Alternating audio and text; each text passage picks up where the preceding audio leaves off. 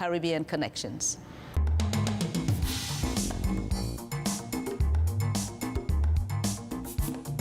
Welcome back to Sharing Our Cultures. I have with me Sarajini, who's originally from Guyana, and she's now living in Newfoundland. Welcome. Thank you, Lloydetta. Thank you for having me. What has the journey been like for you from Guyana to Newfoundland, Labrador? Wow. Well, it's been a few decades since I've been in Canada, so I'll go down memory lane a little bit. I mean, my family and I, we've been in Canada for a very long time. We escaped the political and economic tensions in Guyana many years ago to come to Canada, the land of milk and honey. So my journey in Canada began in Toronto, Saskatchewan, back to Toronto, and now in Newfoundland. Right, yeah. So along the way, a lot happened, education, marriage, children, all of that. You know, dealing with new challenges each time and in each place. And even though, say, we've been in Canada a long time, when you go to a new place, sometimes those challenges resurrect themselves and you feel like a newcomer all again. Now, a lot of people were asking me, have you heard of Newfoundland before? And I would say, well, darling, I have news for you. In Guyana, you see, we have very close ties to Newfoundland economically speaking, with the trade. We used to trade rum for saltfish. So that was a pretty good trade, most people thought. But in Guyana, salted cod was a very big thing among all people's various socioeconomic groups, intellectual levels. Some people might say, oh, salted cod is for, you know, the poor folks, but in Guyana, there are so many delicious recipes for this cod that it was really sought after. So in my father's supermarket, I remember barrels, big wooden barrels with the metal around it were coming in from Newfoundland. So we knew about Newfoundland for a very long time. If you had asked me 30 years ago, oh, you'd probably end up in Newfoundland one day, and I would say, from Guyana? How is that possible? But never say never. No. Here we are today. That's right, yes, exactly. So when you came to Newfoundland, do you remember having any challenges that, I know you mentioned the challenges of going to a new place and it feels like you're a newcomer all over again. Were there any for you when you came here? Definitely. I mean, I met my husband at university. He studied sciences. I studied economics and business. So we had two totally different routes for our career. We knew no one in Newfoundland. He knew no one. We came here sort of with a blank slate. And when you've lived 25 years in a cosmopolitan big city, there are a lot of adjustments. And I'm not talking about big buildings and fast cars. It's the whole lifestyle and giving up family and friends to come and start a new life where you don't know anyone, where the future is so unknown, but in a way embracing those challenges. So my husband was offered a position, and you know, as much as Toronto is beautiful, I felt it was time to move on and see the rest of Canada. And we had seen most of the western part of Canada. So this was a great opportunity which we embraced to live and experience life, culture, and more salted cod. That's right. Now you can get fresh cod. Oh, exactly. As well as fresh cod this time. Yeah, so we went through a few years of making new friends. The kids had a hard time at the beginning. They gave up all their friends, and it was hard, but they made frequent trips, but less frequent as their friends base expanded. I found it really helped being involved in the community, you know, meeting moms, most of whom had lived here all their lives, and searching out the international community in St. John's more so. Okay. Well, that's really great. So you've stayed here now for about 13 years? 13 years this month. Oh, well, there you go. Yeah, Congratulations, 13th. Oh, thank you. Well, it's been quite a journey of challenges, of highs and lows, ups and downs, but it was a very good learning experience. And not just for me, but for my whole family, sort of rediscovering myself as well. And again, a bit of anonymity here, you know, like in a bigger city, we knew so many people too, and sometimes it's very tiring traveling an hour just to have a 2-hour visit. You know? I'm like, I remember my rides to work when we left the big city in the suburbs. It was a 3-hour ride to work and back daily. And how we did it, I don't know, but you have to do it. And it was nice to get out of that rat race for a change and spend more time doing the things you like and enjoy.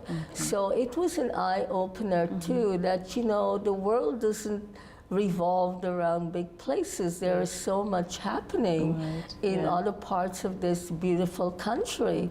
And we are so lucky to be able to have that opportunity to experience it. We didn't think we would go through all the challenges that we did go through, but looking back, it made us appreciate what we had and what we currently have. So that's what you'll maybe attribute to the reason why you've stayed this long here. Absolutely. And you know, when I came to Newfoundland, I looked around as to what Newfoundland can offer me and what I can offer Newfoundland. Now, since we were little kids back in Guyana, my parents have always been advocate for community work, donating to many charities. We've always been doing that. So I grew up knowing that there is more to give back to your community. So we did that in Saskatchewan, we did that in Toronto. So when I came here, the first thing I started thinking is, how can I give back to Newfoundland and Newfoundland give back to me?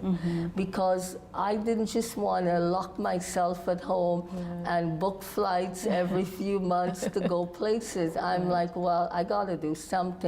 So I started volunteering at the schools of my children, sports events and all of that.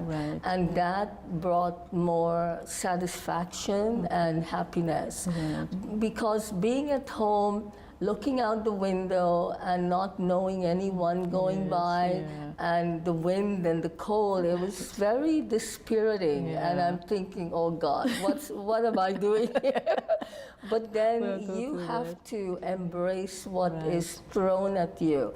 And I learned that along the way, but sometimes you push it back so you can become comfortable with what you're familiar with. So it took a lot of guts to just kind of say, look, to heck with it. We got to do what we got to do. We're here now. Let's do what we have to do. And so I worked for a while, and that my daughter's activities, she's quite an activist and an advocate, very involved with the student union at MUN. And she led me to CHMR, which is the campus and community radio station. I think you had opportunities to travel around the province. Absolutely. And, well, thank God for soccer and the icebergs. I have this love affair with Titanic and the icebergs, you must know. So I've always been, I hate to put it that way, but it truly is. And I've always searched out, the Titanic has fascinated me on so many levels. And when I came to Newfoundland and found out, wait a minute, that ship is out there, I gotta get to that ship, but not 60,000 grand to go in a submersible down. I'm like, I'm gonna find my way into that. So the museum at the Geo Center has an awesome display of the Titanic. So I started with that, and it was even more fascinating than I remembered. And of course, the icebergs. For me, the Titanic and iceberg go together. So I thought, wow, where else in the world can you get all of that, you know? And it really was a daunting task at first to try and discover, why am I going to stay here? What is going to keep me here? But as I look deeper into my interests and what Newfoundland is all about and what it has to offer me, the idea of making this home not just for myself but for my family became more palatable, if I could say that. It occurred to me that home is really what you make it. And then, of course, everyone, I never joined Facebook until I came here a few years after. And for the main reason of sharing with friends where we live, everyone would say, oh my God, it must be so cold. Like, how do you get by? Because very few people knew about living here, but they knew of Newfoundland. So my pictures were doing justice for the place. So I saw myself as an ambassador for Newfoundland. Well, did we not have many folks come and visit over the 13-year period, and nobody wants to go back, right? Or they want to come again. That's right, yes, and they want to stay at your place too. Exactly, because we have a fantastic view of Conception Bay. So when they come, they're like, oh my gosh, I can't believe this. So they're seeing Newfoundland through my eyes as well. And that's great. Wow. Well, that's a good place to wrap up this first part of it, and we will be right back, and Sarajini is going to tell us more about what she's been up to. Thank you.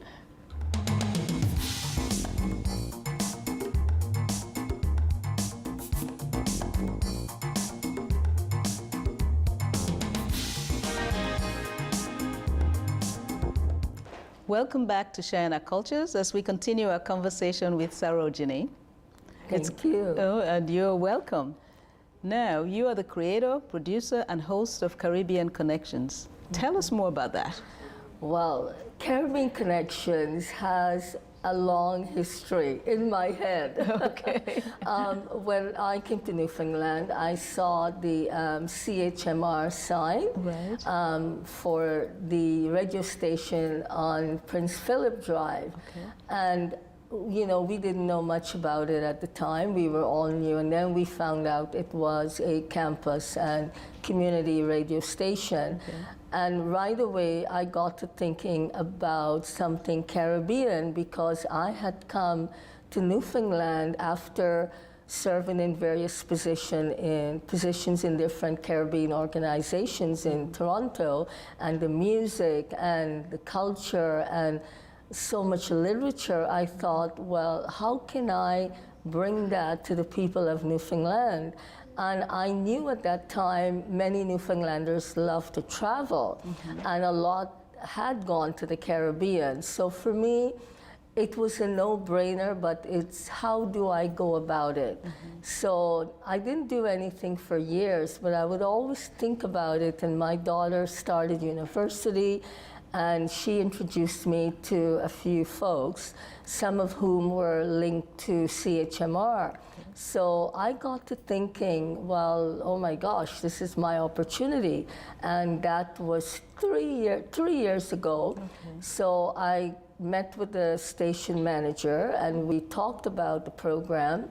And I didn't have a name, because all I knew, I have some music, I have an idea, what's next? So I was thinking about it for about 10 years at the time. Okay. So finally, we did the training, we got on air, and I'm like, okay, let's play some music, let's talk, see what happens. And so after a month of that, I came up with a name, thanks to my son, who helped me find the name. We couldn't think of something that would reflect what I wanted to bring.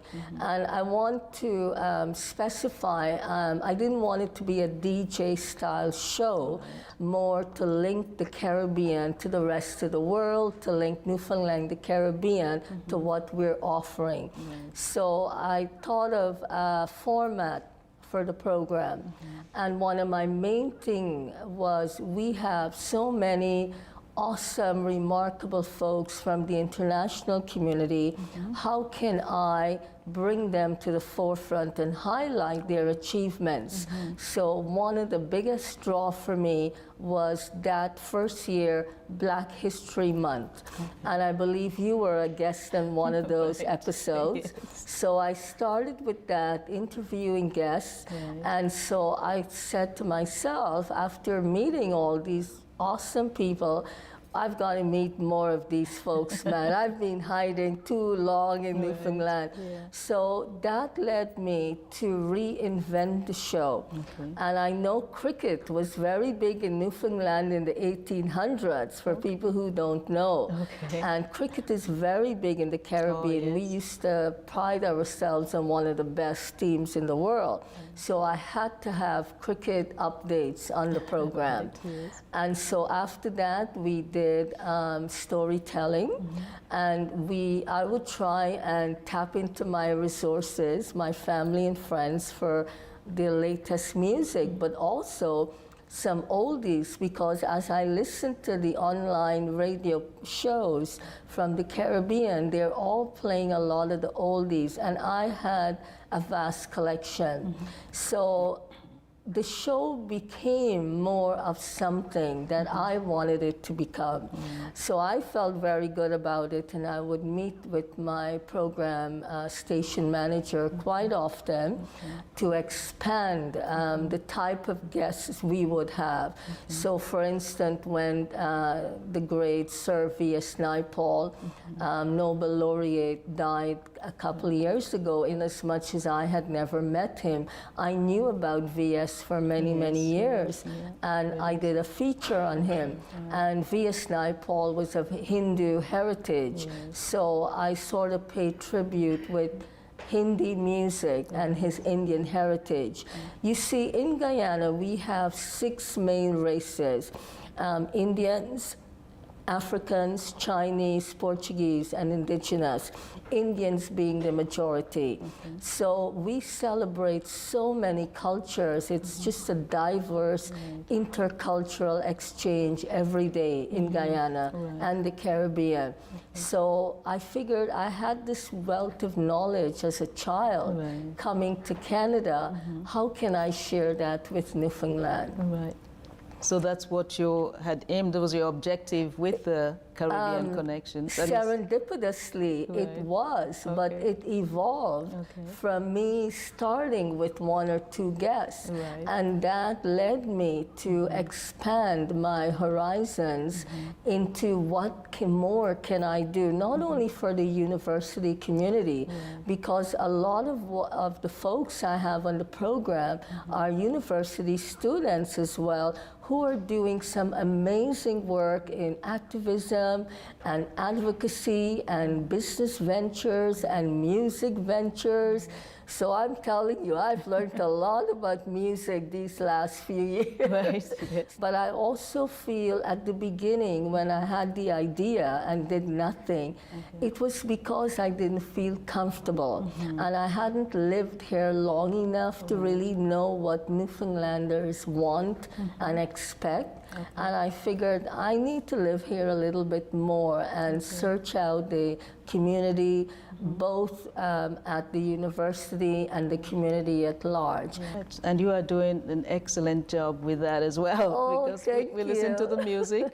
in It's addition a to the- lot of fun. Yeah, I it is, do yeah. have to say, just the fact to meet so many folks and Newfoundlanders as well. yes, I've had Newfoundlanders on the program who have influences in and around Caribbean themed items that I figured we need to put that out there. I mean, the show isn't just about bringing Caribbean people on or people of diverse background, but it's also to show what folks right here in Newfoundland can offer the community at large. Yeah, yeah, that is true. So now, can you think of one or two of either your guests that you've had or the themes that you've had that have really been your favorites? Oh, wow. Put you on the spot. You've put me on the spot, Lloydetta. That's a tough question because not to marginalize anyone that I've had on the program, because every episode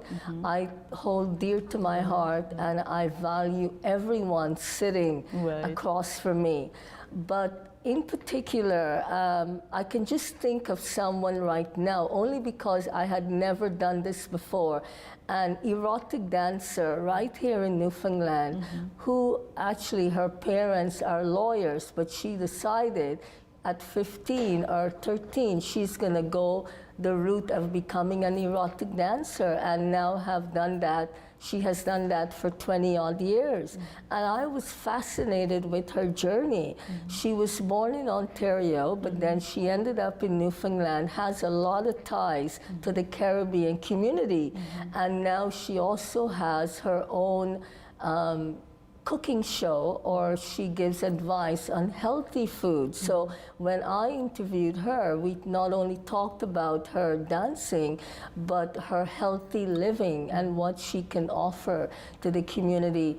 I find of course, you were amazing. Oh no, I have I to was say. thinking about myself. I mean, you had just received the Order of Newfoundland and Labrador, and it just made me proud that we can see women of color out there, and it inspires other young women of color and people of color to get up and do wonderful things for the province and the country. And I find the students are always so fascinating. Their journey, the talents, what they're studying, and still have time to work, cook, clean, pursue some passion and do it wholeheartedly and very well. And that inspires me as much as they say being on the show inspires them. Yeah. Yes, and I can add to that, yes, being on your show inspires everyone. Oh, thank it you. inspired me when I was there, yeah. But it's great, and what you're doing, because we're talking earlier today about the importance of education and having people in the community know what's happening, who are the people who are coming here, what do they do, what are their interests, how are they contributing to the social and economic and cultural environment here in our province. So what you do is really, Absolutely. I mean, at the beginning, like, I felt my life was a lot about solitude, you know, being inside and looking out, not knowing everyone. But solitude can be both revealing and humbling, and in some ways comforting, because it reveals what you know and what you need to know more of. And that motivated me as I met more and more folks from Newfoundland and the community at large and the international community. My goal was, how can I highlight the achievements? And you know, I think a lot of time when there is the divide with racism and the stigma behind people coming and taking away jobs and all of that, I think it's more fear and a lack of education. But I feel when people are educated and see someone out there from the community, whether you're international or not, and you're offering so much, people began to withdraw and say, you know, maybe I've got this thing all wrong, you know. The stigma I've had in my head is not real. It's something that I'm making up because I'm fearful of what's out there. So you're right, education is the key. And I think at a young age, and I don't mean just a university education, I mean reading, getting out there, going to festivals like we did when we were growing up and when I first came to Canada, learning about other cultures, what they're offering, and what you can offer too. Maybe I had never eaten Ethiopian food until I went to New York and I saw this little restaurant and I'm like, well, we gotta go in there. And it was the most amazing thing. Yeah. But it's not because I didn't know, I didn't have the opportunity. Right, yeah. So, and there are many opportunities now that we have to create within the province to Absolutely. make that happen. I looked at Newfoundland as, for me, a blank slate. What can I offer? And I had the mentality, well, if I can't go to the Caribbean and it ain't coming to me, I'm going to bring it to me. So I looked at my resources, what I knew. I started out with all the materials I had with me. What can I contribute? And by doing that, I'm sure it would work out. I'm thinking to myself, how difficult can it be if you have all the tools? I mean, university, I purchased the tools to get my footing, to move on, to be a better person in Canada and to learn more. And I saw that journey when I came to Newfoundland very similar. What can I do to make life a lot easier here? So Caribbean Connections and CHMR, to me, was definitely one of those tools. And you've used it very well. Oh, thank you. Thank you so much for being with us today. We really do appreciate it. And we've learned so much. Thank you. Thank you, Lloydetta. It was my pleasure. Thank you so much for having me. Okay, then you're welcome. Yeah.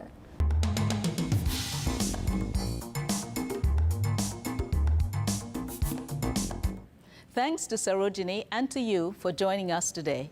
Join us again next time on Sharing Our Cultures as we bring you more remarkable stories of individuals from around the world who have come to call this place home.